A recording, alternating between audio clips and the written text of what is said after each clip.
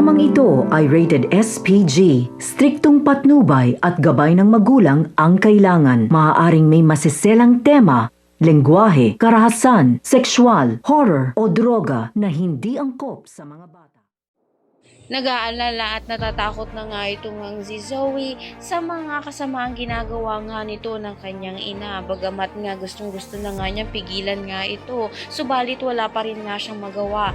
At kanya pa rin nga kinakampihan nga ito dahil ito na nga lang ang nag-iisa nga sa kanyang buhay at wala na nga ibang nagmamahal pa nga sa kanya. Kaya hindi niya nga magawa na mailaglag nga ang kanyang ina at kasama na nga siya sa mga ginagawang kasamaan nga nito. Kaya din nga na hindi na nga lang niya pinapakailaman nga ito dahil kapag sumabit nga ang kanyang ina, pati na nga rin siya ay sabit. Subalit sa patuloy nga na pag-uusap na nito ni Zoe at nito ni Moira dito nga sa Apex, posibilidad nga na may makarinig na nga sa kanilang mga ginagawang kasamaan. Lalo na nga kapag nalaman pa nga nito nila Karen na ito nga si Moira talaga ang bumangga dito nga kay Lynette.